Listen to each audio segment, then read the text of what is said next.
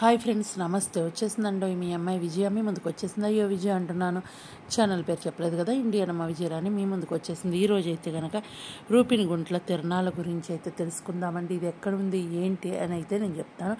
ఇది నర్సరావుపేట నగరికల్లో వెళ్ళే దారిలో మధ్యలో మీరు బస్ ఎక్కితే కనుక నర్సరావుపేట నుంచి ఒక 6 కిలోమీటర్స్ దూరంలో ఉంటుంది. ఇదైతే కనుక రోడ్డు మీద ఆంజనేయ స్వామి విగ్రహం ఉంటుందండి, చాలా పెద్దది. అక్కడ దిగేసి లోపలికి నడుచుకుంటూ వెళ్ళాలి. లేదు అంటే అక్కడ దిగిన తర్వాత పండగ టైంలో చక్కగా ఆటోలు అయితే ఉంటాయి. మనకు మామూలుగా అయితే కనుక అడ్డ రోడ్డు వెళ్ళే దారిలో మీకు చక్కగా ఆంజనేయ స్వామి గుడి ఉంటుంది. అక్కడ నుంచి మీరు ఎడం చేతి పక్కకి తిరిగితే కనుక నర్సరావుపేట నుంచి వెళ్ళేటప్పుడు ఎడం చేతి పక్క వస్తుంది.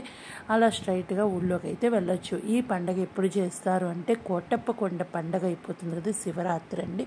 శివరాత్రి తర్వాత 9వ రోజు అయితే కనుక ఇక్కడ చేస్తారు. చాలా బాగుంటుందండి. చాలా రకాల ప్రభలు అయితే కడుతూ ఉంటారు. ఇంకా మేమైతే కనుక ఈవినింగ్ టైము 7:30 అలా వెళ్ళామండి. చాలా బాగుంది చూడడానికి.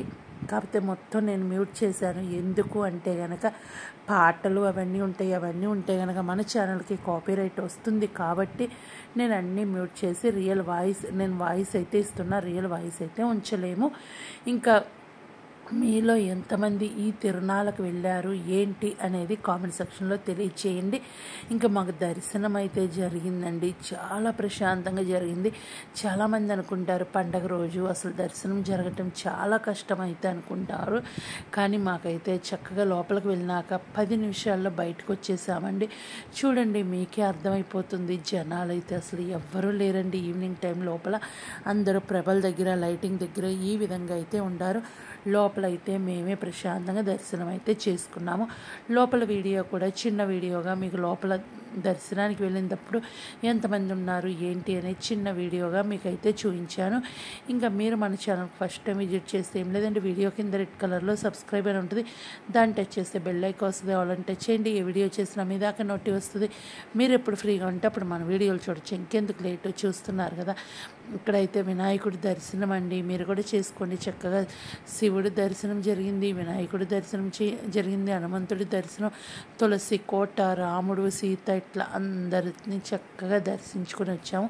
మీరు కూడా ఒక నమస్కారం పెట్టేసుకోండి. సరస్వతి చూశారు కదా, చూడటానికి అసలు 2 కళ్ళు సరిపోకుండా ఉన్నాయండి.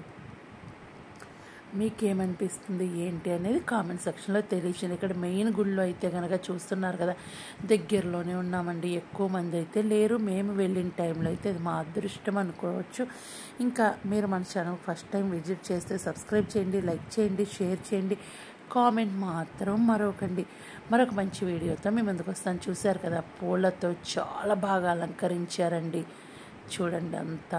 ఎక్కడైతే తులసి కోట దర్శనం తులసి కోట తర్వాత ఇంకా కృష్ణుడండి, ఇంకా చెప్పే పని లేదు. కృష్ణుడు చూడటానికి చాలా బాగున్నారు. ఇంకా బయటకు వచ్చిన తర్వాత కొన్ని ప్రభలు అయితే వస్తున్నాయి, అవి కూడా వీడియో అనేది తీశాను.